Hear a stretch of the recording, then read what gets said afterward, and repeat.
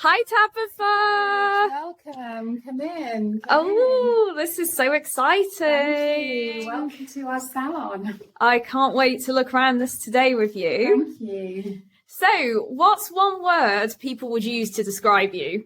Oh my goodness. Organic? Nice one. Wine or beer? Wine or beer? Oh, definitely wine. What's one word you'd use to describe your brand? In a word, I'd say authentic. This salon is amazing. How long have you always been based here? We've been based in the Cotswolds for the last 30 years. So I started in Broadway. I opened another salon in Stow-on-the-Wold, which is another town nearby. I then took all of my operations to Stow-on-the-Wold and I started my hair care brand. This was around 2015. I first started it in the salon only, and we were just selling to our customers. So we had lots and lots of very willing guinea pigs, people that were willing to try the products and help us work them through. We had a brief time during COVID in Chipping Norton, and then we've sort of landed back at the Farncombe Estate in Broadway, or at the top of the hill near Broadway, I should say. So we're sort of between Broadway and Chipping Camden, but it's just a beautiful place to be. Amazing. Can we have a look in your hair care room? Of course. So this is our washing room, where we do all the wonderful spa hair treatments and spa massages. So how did your journey to creating your hair care brand begin? Well, I was a hairdresser. I had my own salon in Broadway, as I referenced, and I was pregnant with my eldest son, Felix. And it was 1999, I was heavily pregnant, had a conversation with a very savvy midwife that said to me, what are you using on your hair? And, why you need to think about colouring your hair whilst you're pregnant. And I can honestly say, as a hairdresser, nobody had ever talked to me about that until that point. So it was really a light bulb moment for me, because I suddenly thought, oh my goodness, okay, I can stop colouring my hair, keep my unborn child safe.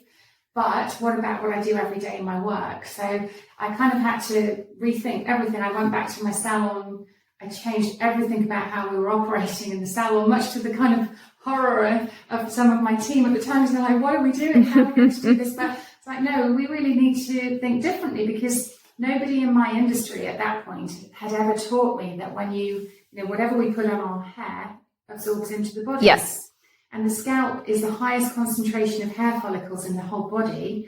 And of course, every single follicle on the scalp has got a blood supply. Oh, wow. Of course. So this really is a direct line straight in the bloodstream. So oh, it's wow. somewhere we should really think about chemicals, not just when you're pregnant, but just every day, because what we put on your skin here goes into the bloodstream and everywhere, in fact, through your body. Absolutely. And what do you think the biggest misconception is in hair care? The biggest misconception, I think, it concerns me that we are greenwashing an awful lot at the moment. We've had a sustainability revolution in the last few years, which on the one hand is fantastic because everybody's starting to stop and think about what they're using and how. But within the hair care industry, there are so many brands that are telling the story we all want to hear. And because I've been on this journey now since 1999, yeah. I almost got hoodwinked myself. I almost got pulled in myself at many stages, because they were telling me through marketing these wonderful stories I wanted to hear. But I reached a point as a salon owner where I had to create my own brand, because I couldn't find anything that was authentic enough. And why was it important for you that that brand was certified organic? Because the only way we can evidence to the consumer that something really is truly organic is to authenticate it with that certification. That gives the consumer absolute confidence that what we're saying is true. Paige, you know that the wonderful teams that work with the Soil Association, I get audited at least once a year, sometimes yes. twice. And that goes every ingredient back to the plant, back to the farm that those ingredients were grown at. Everything has to be traceable. So there is no way, as a certified brand, there is nowhere for me to hide. I have to be authentic. I have to tell the truth. And have you always tried to live an organic lifestyle? I have. It really kicked off around 1999, as I said, when I had this conversation, because then I started to think about everything I was doing in my lifestyle at home, the way I was bringing up my children, what we were eating at home. Not obsessively though, because, you know, we're real people and we have to live. I thought about the basics. When it came to food, I was thinking, right, okay, got to be organic vegetables, got to be organic dairy, got to be organic meat. I thought about the things like that, but I didn't necessarily buy organic crisps. Yeah. Because there were things for me that were just a bit gimmicky. What was important to me was, like, hey, let's just think about this in 3 terms. If we think about where something is coming from, if we're using beautiful ingredients and we're using botanicals from nature, which, you know, the spa industry and the beauty industry and the hair industry has done for years, where we've taken all these active ingredients and said we're putting botanicals in, but where have they come from? How were they grown? And just like food, all the conversation about food at the moment, we're looking at how we do that more sustainably. It's really important that we pay that same attention, in my view, to how we, you know, where we get our active ingredients from, where we get our grown ingredients that are going in our products. So growing organically so that we protect the biodiversity, so we keep the life force in that soil and don't just over-farm and create dust. Now, there are so many active hormone disruptors in products, in hair care. Yeah. Again, I'm always referencing other cosmetics as well because of what we're putting on ourselves. Really does matter. And then the third thing that I believe that we should think about, and the reason for organic, the reason that it's important for certified organic, is where it goes next.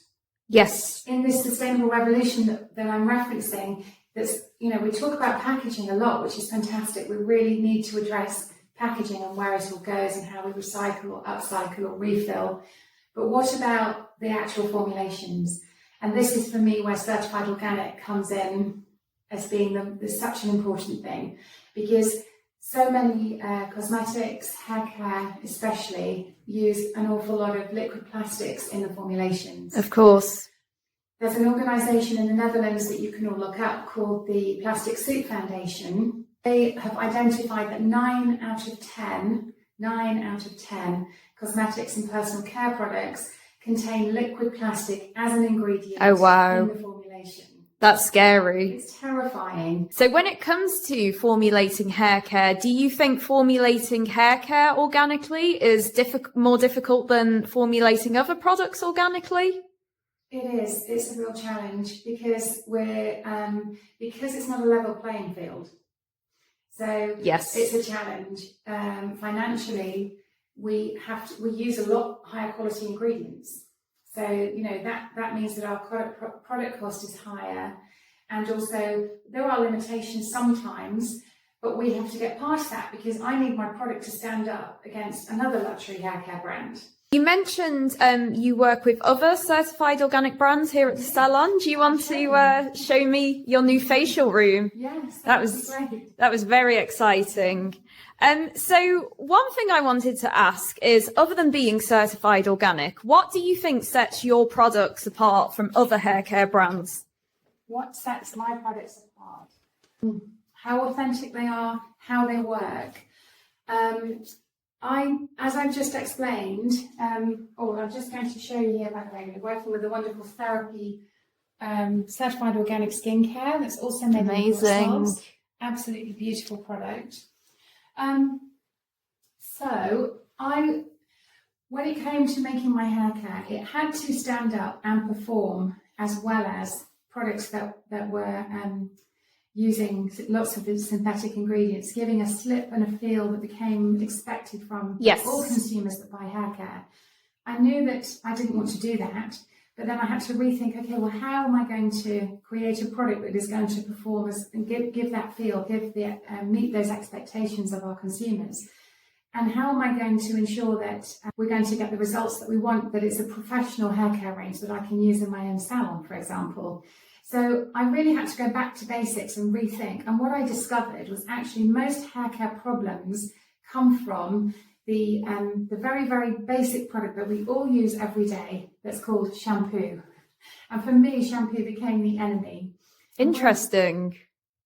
What I understood is that when we use shampoo, we often create a lot of the hair problems that people experience. So, for example, frizziness, dehydration, dryness, unhappy scalps, greasy scalps. Shampoo causes all of those problems. So I started to understand that I didn't want to work with traditional shampoo because the ingredients in a traditional shampoo, I wouldn't get certification for anyway, because traditional ingredients are basically exactly the same, whether it's a detergent that's going to clean an industrial floor or an engine. So industrial floor cleaner or engine degreasant, washing up liquid or shampoo, molecularly that base is the same. And oh, wow. I don't want to use that on people's heads. I don't want to use that on the hair, because this delicate fabric is, it actually requires a lot more gentle care. I think of it more like a cashmere jumper. We've got to be really delicate with how we look after the hair to bring it to life and make it feel amazing. And are your products colour safe? They are, absolutely. Yes, they are. Whether you've got coloured hair or not, they're absolutely, yes. It's all about moisturising. It's all about not stripping the natural oils. It's all about using a product that's going to actually support and balance the hair and scalp, so that you ultimately can use the product less and use it less often. My moisturisers, I have hair moisturisers and I have a pre-wash oil that are incredible for colour treated hair. So what's your favourite product in the Tabitha James Kraan range? Oh, that's a tough one. Let me think. I would say my scented organic hair oil. It's the product that's often called youth dew. It brings hair back to life. It revives everybody's hair. Most people, if they've been using traditional shampoo, have hair that's dehydrated. So it really does immediately bring the hair back to life and rebalance it. So what, in your experience, is the most damaging thing people do to their hair? Shampoo it. Really? Yeah. Okay. Does that surprise you? It does. It does. It does. In my view, traditional shampoo is the worst thing you can do to your hair. It really is, because it just, the way that it works, it acts, as I said a moment ago, it acts as a degreasant. So traditional shampoo will take away all the oil from your scalp. Your body then puts it back again. Your body realizes there's supposed to be oil on the scalp, on the skin. Just the same here, you can see in the light, the sheen on my hand, the natural balance, the natural layer that's on all of our skin is called the acid mantle, and that's supposed to be there. We're supposed to have it on our hair too, and traditional shampoo takes it away. Interesting. This is why people need to use products to put it back, and they usually use things that have got plastic in without realizing it, because when you take the moisture, the protective layer away from the hair, what happens is the hair becomes really angry, for want of a better word. It's reactive, it's overreactive to everything. The moisture in the air, which makes it frizz, and it gets flying away, it gets static. All of those things start to happen because we've taken its protective layer away. And what's your current go-to for winding down? Oh, I love to be out in nature. For me, I love to just feel grounded. I lead a very busy life, and just being outside. Do you have any TV shows that you're currently obsessed with? I love Clarkson's Farm at the moment. I've had so much fun watching all of the series, and I just find it so funny. And I love that. I love what Clarkson's done in making everyone think about farming again. And obviously, I'm a huge fan of organic farming. Yes. But him not so much. Well, no, not so much. However, he's starting to bring in people who are talking about sustainable farming, so it's a step in the right direction. I think his heart's in the right place. Maybe he'll get there. What's one hair care ingredient you stand by?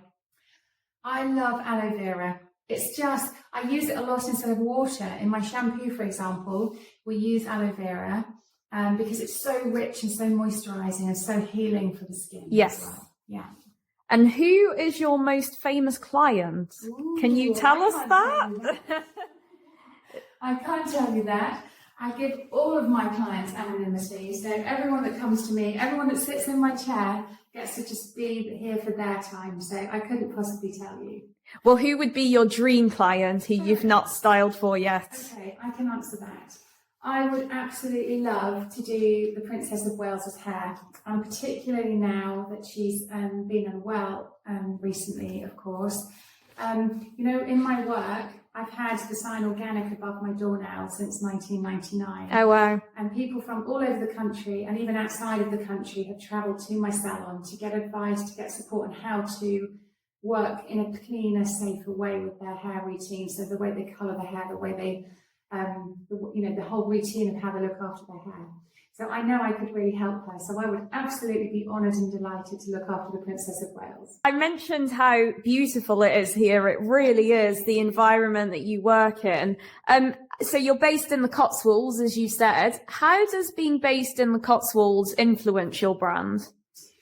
Well, I'm surrounded by green for a start. That's true. So many times I've thought about opening in London, but I absolutely love being in the countryside. And I work very hard. I work long hours. Running a busy salon and an international haircare brand is a lot of work. Yes. So I need to be surrounded by green.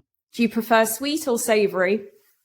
Sweet or savoury? I'm afraid I've got a terrible sweet tooth, so I'm going to have to say sweet. You were eating chocolate when I first came today. Organic chocolate. Oh, that's good. And what's your favourite food? My favourite food, well, actually, in contrast to that, organic vegetables. Oh, Amazing. I've been buying from Riverford Organic. Oh, yes. Certified organic brand again, of course. I've been buying from Riverford for over 20 years. They fed my family. Oh, wow. Brought up my children. Cats or dogs? Ooh, dogs. I've got two beautiful Labradors. And we spend a lot of time with them. Yeah, got to be dogs. What is your favourite memory of running your brand? I think winning the Boom Award was a massive. Oh, yes. And I saw you've got the plaque at your front desk. Do you want to show it to me? Yeah, sure. Come this way. And where do you want to take the brand next? I want more people to find us. I want more people to understand about organic. I would love to grow the brand being bigger. We're already selling in multiple countries around the world, but in a tiny, tiny way. It would be really, really great to spread the word further. So I want to work with anyone in the cosmetics industries, in the spa, health and wellbeing industries, anybody out there who's working with getting people to slow down, use less, use better. Then I want to work with them. And what would you like to see Soil Association certification do next in the health and wellbeing industry?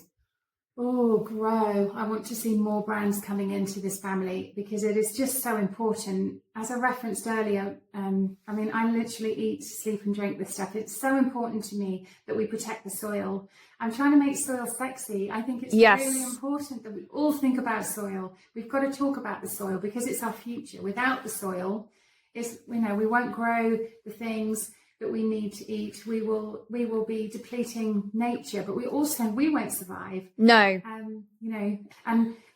People like me have proven that you don't need it. We can do it in another way. And there are many other really pioneering founders within the certified organic brands. So I would say we need to just open the doors, get more people coming in, learning how to be a certified organic brand. And let's all do better together. And what is the most environmentally damaging part of the hair care industry, would you say?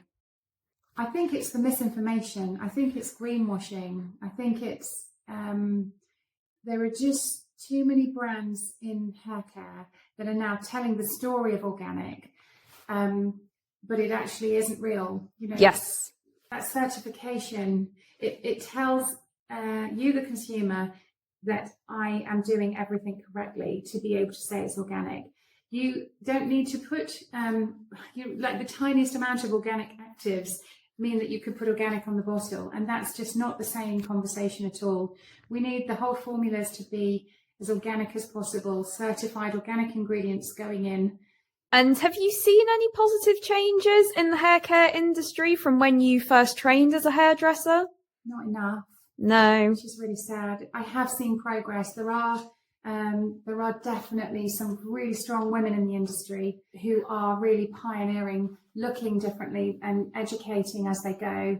And Beck, Gina Conway, these are women who are really trying to change the industry and get people talking and thinking about sustainability. The other thing is in the last year, I've been working with an organisation, a governing body that are creating an NVQ add-on around sustainability. Oh, amazing. And this can be for beauty, for health and wellness, and for hairdressing. But we're sort of making sure that we get all the detail in so that the education starts to come is there for young people coming into these industries. And what's your favourite smell? Oh, Amber Rose. It does smell amazing, Amber Rose, I have to say. I have now 3 signature scents in my brand, and Amber Rose is absolutely beautiful. And what's your favourite animal? Horse. Yeah, they make me happy, and they give you so much back. And do you have any parting words of advice for young hair care entrepreneurs? Ooh, young hair care entrepreneurs. I would say don't do it unless you can do it better than what you see out there. Yeah. If you want to create a natural hair care brand, then it has to be certified organic. There is no other way. We have to, well, the future is changing whether we like it or not, and we're moving into a future where we will have no choice at a certain point. We will only be able to choose, things that kind of keep everything going and keep the soil alive. So I would say choose certified organic. Thank you, Tabitha. Thank you.